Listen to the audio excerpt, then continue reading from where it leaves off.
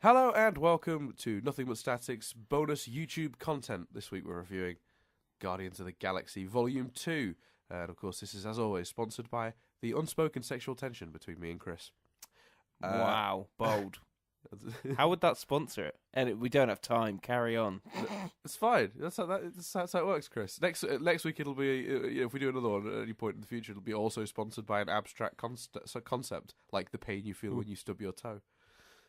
Nice. Have you just been thinking of these as you go to sleep at night? No, it was just this morning. It was just occurring to me this morning. I thought tons of them. Honestly, I'd like 10 of them. I think this makes me wish I'd called sooner, so you didn't have time to do this with your life. Anyway. Well, I'm not well, as you may be able to hear, listeners. I was woken up early by the inability to breathe. Because my nose is so blocked.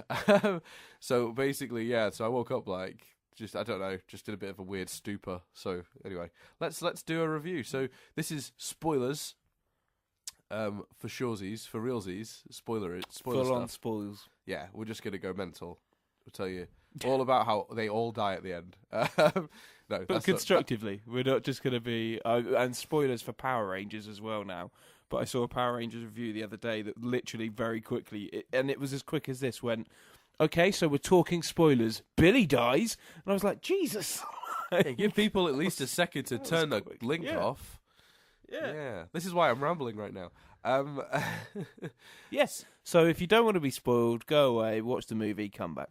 Yeah. And if you didn't want to be spoiled for Power Rangers, really sorry. Blame the YouTube video Chris is quoting rather than us. But I'm assuming it's more complicated than just Billy dies. But also, I'm assuming most people that want to watch Power Rangers must have watched it by now, surely.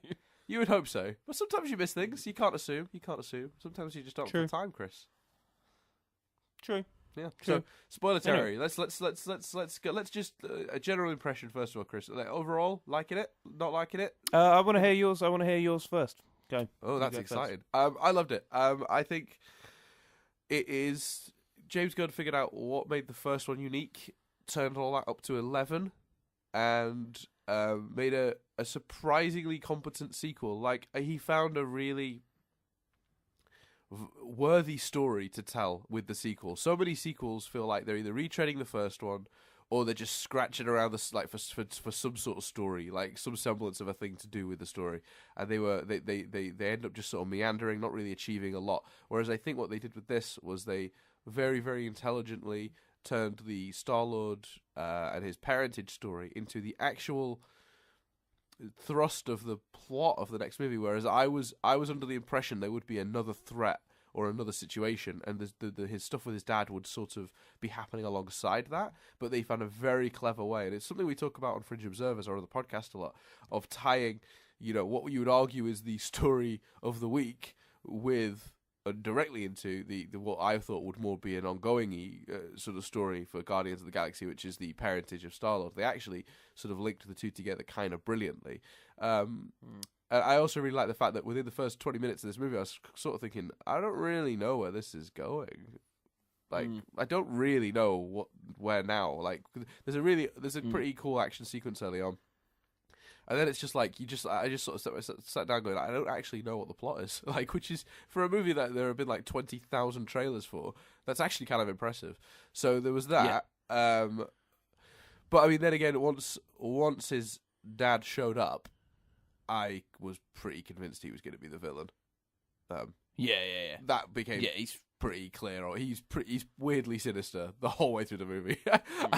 So yeah, on the whole, I think it's a really worthy successor. Some new characters introduced that didn't get to do as much as I would have liked them to have done. For example, like Mantis. I don't know what they're going to do with Mantis next movie, because Mantis's powers were really specific to this particular threat. So I don't know whether Mantis just goes away or if Mantis has other things she can do that'll make her useful to the team going forward. But I liked the character. I just don't know what they would do with her. So that's my overall thoughts. It was very positive. I have two scenes I did not like at all. And we'll talk about those in a little bit. But I want to get your overall opinion now, Chris. I'm guessing the way you made me talk first makes me think you maybe didn't like it, which worries me. Well, that's the thing. I'm going to be bold here, and I'm going to say that it was. I'll have to sit with it for a while, but it was the most I've enjoyed a Marvel movie, and I would go as far and be as bold as to say it's probably my favourite one. Wow. My personal Good. favourite. Yep, because for me, it was so funny. Yeah, It was funnier than any of the others, without a doubt, and Yeah. I think it's funnier beat for beat than the first one as well. Mm-hmm. Well, I think, and we'd not to interrupt your flow, but I think he was given free reign to turn that up because the first one was so successful. I get the impression the first one would have been that like level if it hadn't been a Marvel movie. I feel like they let him dip his toe, and because it worked, they then just gave him free reign for this one. Sorry, I didn't mean to interrupt your thoughts. Well, the first one also has to set everything up, and this is a film that definitely, and it helps. And I'm aware that a factor of this, to the point where I almost didn't want to reveal it, it's because I didn't want people to be like, "Well, that's why you loved it so much." We watched the first one that day, and the same day, and that definitely helps because this one benefits from being so hysterical because it can make Rocket specific jokes and Star-Lord specific jokes that you find funnier because you know the characters from the first film. So I'm aware that helps. I thought it had more heart and more emotion than any of the others. The genuine emotion of again, we're spoiling here, but like all the Yondu stuff at the end and his death. I mean, that's surely like.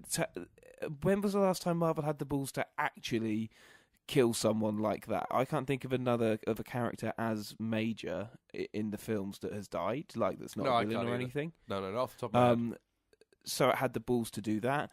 It's kind of a bit Prisoner Azkaban-esque. I like the fact that it wasn't really... Thanos was mentioned beautifully.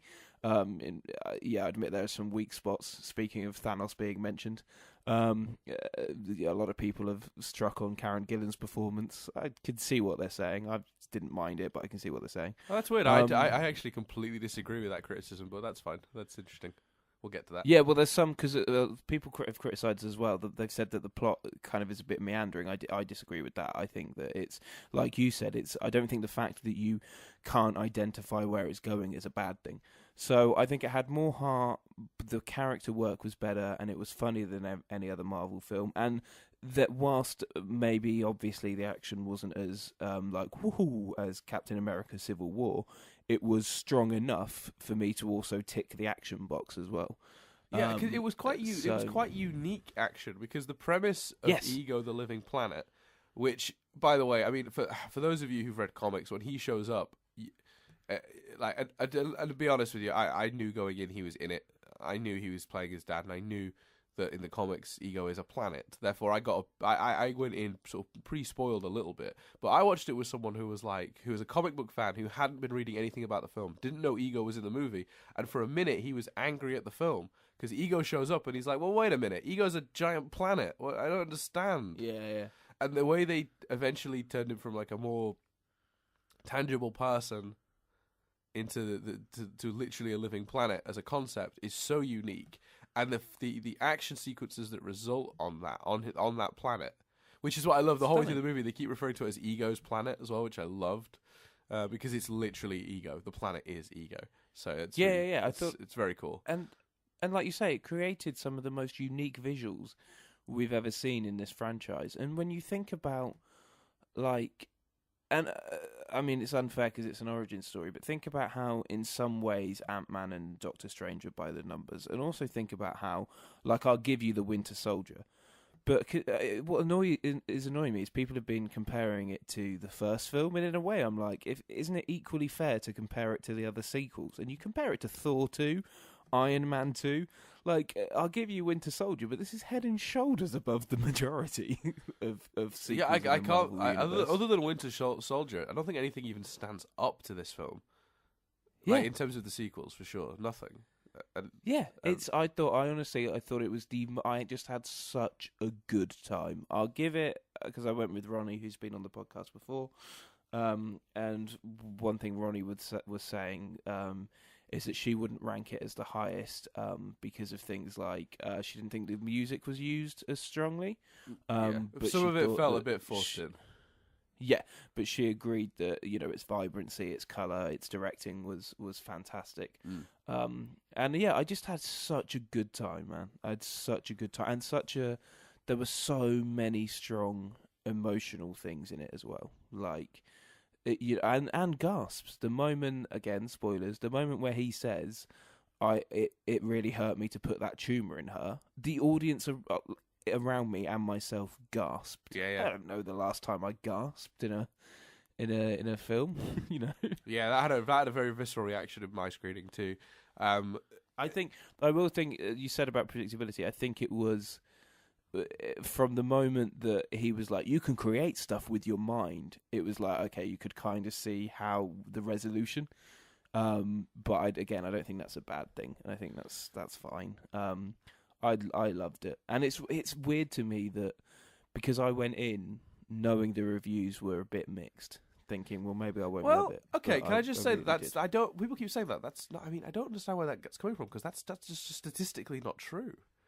Like it's got like 85 to 90% on Rotten Tomatoes. So I don't know why this mixed reviews thing has happened. So many people I've heard say that, and I'm like, what reviews are you reading? I don't understand. It's got 86% on Rotten Tomatoes. I mean, how is that mixed? Yeah, fair. I think a lot of the YouTube video reviews have been mixed. Like I know Colliders was literally one of them. Christian didn't like it at all, and Mark really liked it.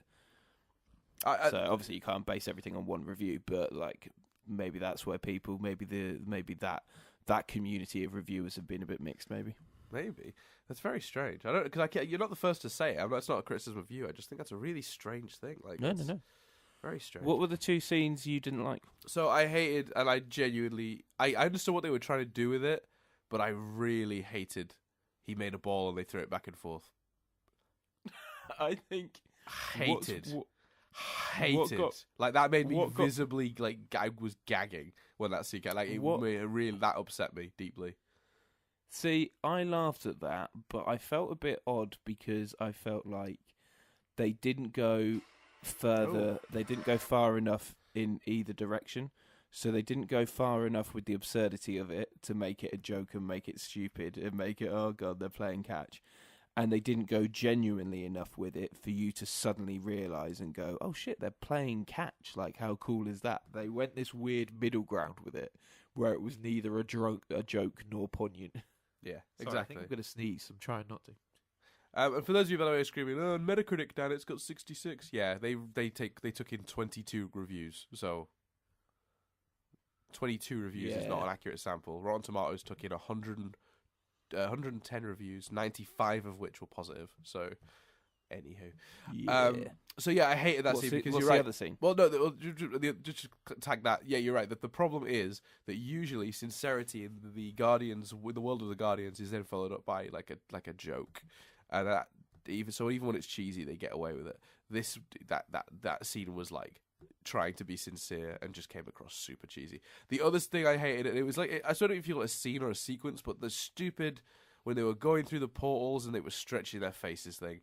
If they cut back, at one point I said to the person next to me, I said, if they cut back to that shot one more fucking time, like I swear, like I was sat in that piss because it's what is it? House of Mirrors. It's like a House of Mirrors, Chris. Where it's all stretchy because they go through space and they're screaming because it's uncomfortable to be stretched like that. This is funny. That's true. It's not. It's that really bothered me and I think those two scenes were so bad because the rest of the movie was so good. I think you said, like you say, the they are jump one is nitpicky. fine if it's shorter, if they don't do it as much. Yeah, I think they went back to it 3, maybe 4 times. Which is just too much. And it felt like they just reused the footage as well. I don't even think they created new footage. It was just them screaming with their faces getting like warped. Like, it's very strange. So yeah, I found that pretty odd. Lots of cool like nods and stuff. Obviously the Stanley Watchers moment. Holy shit. That's amazing. They've essentially set up a situation where there is an in-universe reason for Stan Lee showing up everywhere. What gets me about that is because I agree, it's awesome and fantastic, and I like that. I like how subtle it is. We don't need a Stan Lee movie or anything. I like that. But what makes me laugh about that is a lot of people have been like, oh yeah, but how do you explain his appearances in like Sony and Fox's Marvel movies? And I'm like, well, aren't they just like another dimension or something? Like, you know, an alternative universe. Surely this covers. Surely he can go across all of them. Like, yeah, the Watchers are like, you know, they're like. I don't know. They're cosmic observers. Yeah, they're from like Fringe. yeah, sort of. They are. Yeah, I don't know why they're bald as well, which is funny. I didn't think of that. They're bald and they don't seem to have eyebrows in some of the imagery. Oh, that's funny. Yeah, I don't get why everyone criticizes that. To me, that's such a perfect way to explain Stan Lee's consistent cameoing. It's very very good. Although I was sad the other day because someone said to me like, "Well, he's 90 odd now. He's nearly 100. You know, what do we do when Stan Lee goes away?" And I was like, that really bums me out. The idea that like, you know, there's going to be a world without Stan Lee in my near future. But then I was like, well, how will they do it when he's gone? And someone was like, well, you just put his picture in the background, you put his face in a TV, you know, you have him in the newspapers, like his face. But I don't know if that'll be the same. I'll miss my Stan Lee Maybe. I think a better tribute is to stop doing it, but on the movie. On the first movie, you haven't got a cameo from him. This is such a weird and morbid topic to be talking about, and obviously we don't want this to happen. Obviously, you know, I would like us to invent somehow a cure for death immediately, just for Stan Lee. No one else, just Stan Lee deserves the cure for death. But I think it would be. I don't want to see that. I would rather they. You don't want to see like his images showing up and stuff. Yeah, no, I would rather in the movie that maybe little nods, but in the movie, I think it would be a better tribute if in the movie that you don't have a cameo for, you pause what's going on at some point.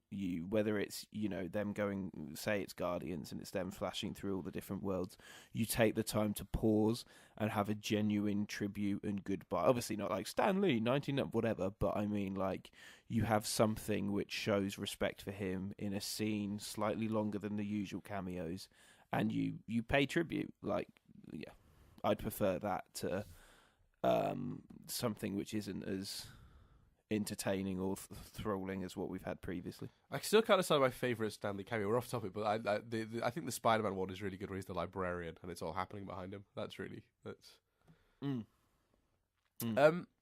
Anyway, so let's very briefly talk about the post-credit scenes, and what they might mean going forward.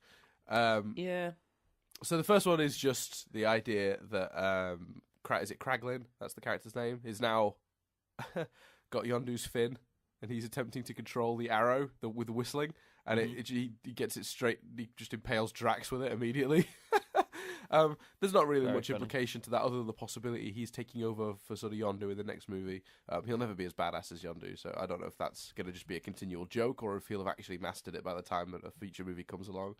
Yeah, I think there's two ways. Either he's mastered it and he's a bit more kick-ass, or he's even more useless and the comedy comes from the fact that he's useless. Like the Guardians, like they finally, Groot's a bit older and it's fine, but then you've got this bumbling idiot messing things up for them still. Yeah, I mean, considering he's played by Sean Gunn, who is, I believe, the brother of the writer and director James Gunn, the character's not going anywhere, put it that way. No. The second of the 5 post-credit scenes is slightly more... this has been splitting people, because people can't decide if this is just a cool nod or an actual we're going in this direction thing. But the second one is the original lineup from the 1969 comics, minus Yondu, of the Guardians of the Galaxy. Pretty big deal to see them all together, but my personal inclination is that it's a nod, because you can't really have 2 Guardians teams. But as somebody pointed out, one of them is played by Ving Rhames. One of them is played by Michael Rosenbaum. Miley Cyrus. One's Miley Cyrus, apparently. I've not been able to figure out which one, but I think she's the robot-y one, maybe? The little with the squeaky voice? Yeah, I think so. Yeah. So yeah, Ving Rhames, Miley Cyrus, Michael Rosenbaum, Stallone. Like, this is a... Yeah, this is not a... It's a cast, yeah. This is a pretty... So some people are saying that means they're doing some sort of movie with it. I have a feeling that it's one of 2 things. It is either the hint for the next Guardians movie, and it becomes a... I have a feeling it might be a... There's a MacGuffin out there that's powerful, like the Infinity Stone from the first one. and that team want to get it and sell it because, you know, that's what they do. They're just mercenaries. They don't care. And the Guardians, they want to get it to keep it out of the hands, maybe get it back to Xandar and get it in the Nova Vault. So it becomes a race to get this object, and in the end, they all have to work together to keep it out of the hands of a big bad of some sort. That could be the plot of the next movie. That's at best what you're going to get with it. I don't think they're getting their own movie, and I'm not even sure we'll get that. I think it could have just been a really cool nod where I think James Gunn made sure that we had a good cast playing them. I'm not sure, because James Gunn's come out and said it could be. He's basically said that it could be the movie. It could be in Volume 3. He's not sure what they're doing with it yet. I don't want a spin-off movie. Because I'd rather just it's really weird. I went into this movie going, I'm really excited as well for Avengers meets Guardians. But then I came out of it like, that was so separate and nice. Like, wouldn't it be cool if they were just their own thing? And I think that having a spin-off movie from them very much stops it being its own thing. But it has got the cast for it, and if it's James Gunn helming it, and he's said he's helming the Cosmic Universe, then fine, and maybe I'll stand corrected. I think one consideration and backup or theory that it could be their own movie that I just thought of then as you were talking is if you have the Guardians on Earth for Infinity War, then this team being in space allows you to still make a space-based Guardians movie while they're on Earth. Do you see what I mean? I think Infinity War is going to be mostly taking place cosmically. Fair enough. My personal opinion. I don't, especially with the next post-credit scene, which is a lot of people think it's the hint for the villain for the next Guardians, but I don't know if I agree. And I'll very briefly explain now. So the hint, the Sovereign basically have failed to recapture the Guardians, and the leader of the Sovereign, whose name I've forgotten, the Gold Lady, she's like, she's made something. She's got some sort of large golden incubation pod, and she declares, I think I shall call him Adam. Now, for those of you who read comics, you know full well that it references Adam Warlock, a huge, massive part of the Infinity War and Infinity Gauntlet storylines in the comics. Now, I honestly, about 2 or 3 months ago, I'd have told you that the Infinity War film was going to be absolutely nothing like that comic. But introducing Adam Warlock, who is very, very related and connected to the Soul Gem, which is the one Infinity Stone we have not yet seen. In the comics, he was the guardian of it, and he actually used his powers to find a way into it, and he lived inside the Soul Gem for many, many years on this whole world. I don't know how exactly that worked. I didn't really read a lot of his specific comics. I just read his involvement in the Infinity Gems and Gauntlet storyline and the Thanos Quest storyline. So he's a big part of that. So to introduce him 3 movies prior to Infinity War, seems like we're going to have him in that rather than in the sequel to Guardians. So I think that's a pretty cool idea. And what's really nice about this, for those who've read that comic, this allows us to do one of my favorite comic book moments of all time. So for those who haven't read those early, Infinity Gauntlet, Infinity War storyline, Adam Warlock comes to Earth and he's like, guys, I got a plan. We're going to beat Thanos.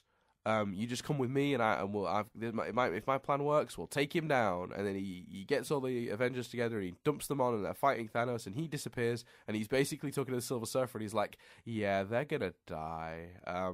They're just a mild distraction because come on.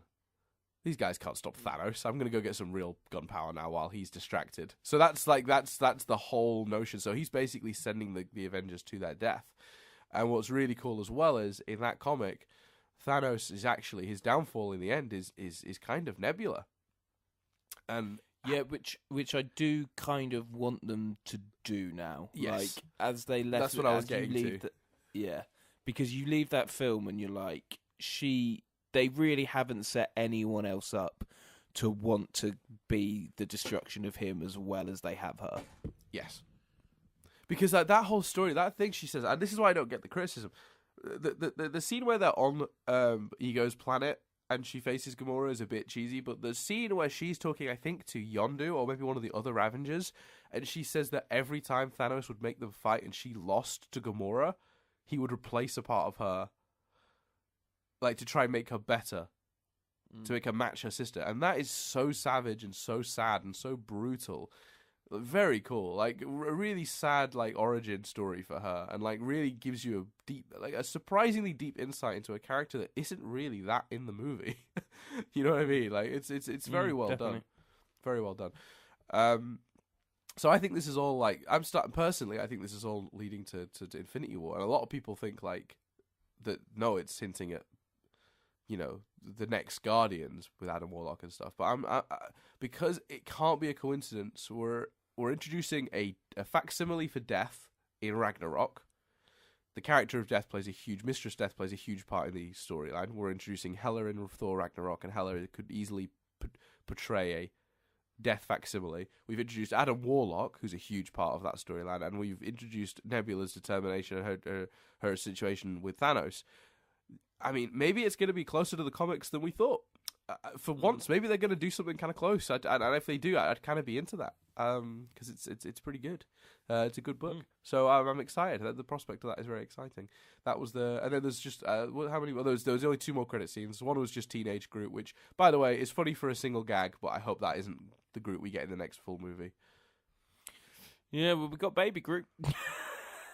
And that was my thought on Baby Groot. At the end of the first, I was like, I kind of hope he's grown by the next movie. But they went with that for the whole thing. So, but they keep saying, "Oh, you've not seen Groot at full power yet." So I kind of want to see Groot at full power. Like, and if I feel like the third movie will be the final movie for the Guardians. So I really hope he's not Teenage Groot. I hope that we maybe get Teenage Groot in Avengers or something in Infinity War. And then and then move on. But it's hard because I don't know what. For all we know, this has all been happening in the past. Yeah, true. So by Avengers, it might be adult Groot. Yeah. We only got a few fleeting glimpses of where Earth is at now. Oh no, it has to be in the modern day, doesn't it? Because it was he was to Snatch from Earth in the 80s, and he's an adult man now. Damn. So in my head, I was thinking like, oh, maybe like, I was thinking like maybe they were younger, like it was earlier in Earth's history than we were leading to. So when the Guardians and the Avengers meet, like the Guardians have been the Guardians for a lot longer than since we've seen them. But that's that theory. Yeah, but that doesn't make the timing's right. Yeah, and then the other one is the Stan Lee scene, which we've talked about. We talked about, that's the final one. I will say what. Go on. One other point I want to make that I think is important that we've not made just very quickly is the best villain they've had since Loki. You say, whether it's predictable that he's going to be the villain or not, he is the most threatening and the best version, the best villain they've had. By a mile. So yeah, I would agree with that. I would agree with that. And I really loved. I loved that there was a lot of like small action beats that worked really well. That to the movie's credit as well. Like, for example, there's a really great sequence with Rocket where he's got a Ravager on each side of him, and they're like, what are you without your gadgets? And Rocket like leaps up, jumps on one guy's face. The other guy tries to shoot at Rocket but misses and hits the guy as Rocket leaps off him and lands on the other guy. It's really, Rocket's never seemed more imposing than in that moment. That's a really cool moment because it's right. Like, historically, he's been threatening based on his intelligence and his weapon use, but to see him actually just throw knuckles, like, it's pretty awesome. But they all had a moment. Drax had loads of moments, and a lot of people have named him the highlight, which I get. Like every character had a moment and had shit to do. It was awesome. Yeah, they all had little mini arcs as well, but they weren't really forced. Like, some people have, some of the criticism I've read on those 1 or 2 reviews that I've read that were not positive were sort of saying like, it tries to give everyone an arc, but it doesn't really pay off or work. And I disagree. I think their little arcs are all really, really interesting. His arc with Mantis, particularly, I thought was kind of sweet, especially at the end. Like I think you're beautiful, which I thought. Like, and then he tags that, even that, like one moment of what nearly sincerity, and I forget what he says afterwards. It's been a little while since I've seen it, but it says on the inside. That's right, on the inside. Which is just a great, like, that is a great little tag to that story. I will say as well, one thing that I'm a little bit torn on the amount of laughing Drax did. Did that stand out to you? Yeah. Because he was so serious in the last movie. I just didn't seem to understand what humor was, or like have any, and he's laughing every 30 seconds in this movie. Go on. It's a bit fansplaining, but you could make an argument that in the first movie he's all out for revenge, and he's just lost his wife and child, and he's focused on nothing but killing Ronan. Because Ronan's dead, because he's got this new family, maybe he's a lighter character for that reason. Yeah, I guess. I just kind of like. I also make that argument. I also miss him like not understanding metaphors. When someone says something goes over his head, he goes, "Nothing can get over my head. I am too fast. Like my reflexes are too good." like I miss that as well. I don't know. He's the only one that the characterization felt like slightly off on. He was still very funny and still definitely one of the highlights of the film. And Dave Bautista, who is was a wrestler, 5-6 years ago, whatever, before the first Guardians, like he's doing a wonderful job considering his background. Because let's be honest, definitely. wrestlers aren't exactly known for their acting skills. But he's got good comic timing. He's menacing when he wants to be menacing. He was good in he was one of the few watchable elements of that last awful James Bond film. What was it? Spectre. Spectre. Yeah, that piece of shit. He was like one of the few decent things in that movie. So yeah, credit to him. Actually, I will say Gamora's plot I didn't love, because her plot seemed to just be being there to tell Star-Lord she didn't agree with him, like to be like the contrast to his thought pattern. Like, I thought she got a lot of good stuff with her sister. So yeah, that seemed to be more Nebula's plot than hers, though. Like, she's moved on and accepted it, and Nebula's still the one holding on to that. So that felt more like Nebula's plot than her plot. But yeah, I guess you're right, because it comes down to it. There's the two of them. So yeah, there you go. And what did you think about the sort of the Empire Strikes Back element of the ending, with it being the downer ending? Because the first movie had such a happy ending.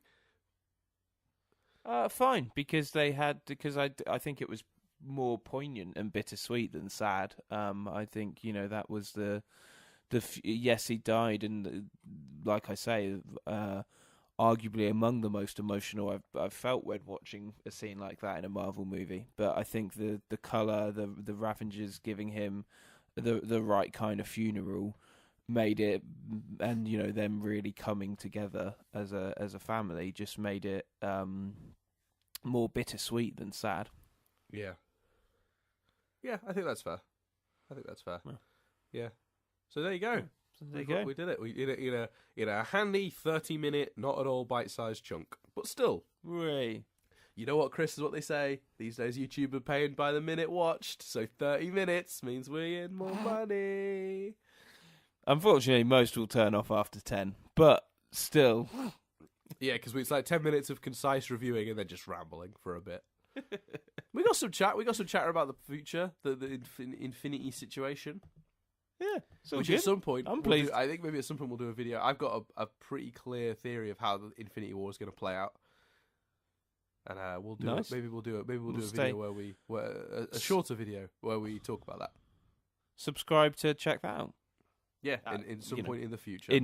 In the future, at some point, we make no promises as to when. Yeah. Also, of course, go. And spend your money with our sponsor this week, which of course was the unsaid sexual tension between Chris and I. Yes. Make sure that because obviously you got to pay for these things. So yeah, that's fair. So, and I tell you, actually, as a genuine recommendation, do buy Guardians of the Galaxy Awesome Mix Volume 2 as well, as it is very good. Just for father and son, what a tune. Yeah, it's a bit, always happy to see some Cat Stevens, but also Mr. Blue Sky, Fox on the Run, The Chain by Fleetwood Mac with one of the most famous bass lines of all time, that and Surrender, Cheap Trick. Come on, this is a great soundtrack. Even that weird song at the end with David Hasselhoff randomly sings in was very good. Because that one's written for the movie. It's called Guardians Inferno. Pretty weird song, but love. I've waited many years to see David Hasselhoff in a Marvel movie. I'm very pleased. Yeah, he gets a very odd little cameo in this movie. Yeah. One of the weirdest moments of the film, actually. Kind of worked, to be honest with you. Yeah. Worked, which I didn't expect. Absolutely works. If you'd have asked me if you'd have described that to me, both the scene explaining it and then the actual moment, I'd have probably gone, that doesn't sound like that will work. This sounds like the content in a bad movie. But no, it's surprisingly functional. So there you go, Guardians of the Galaxy Volume 2. Surprisingly functional. That's a review. Right, I'm going to go be ill. So thanks for listening. Make sure to check out our podcast, Nothing But Static. This week we talked about superhero content. So if you're listening to this, you might be interested in that. NothingButStatic.co.uk. Also subscribe for more shit like this. Or check out our other podcasts, Fringe Observers or Stephen University. Boom. There you go. Check them out.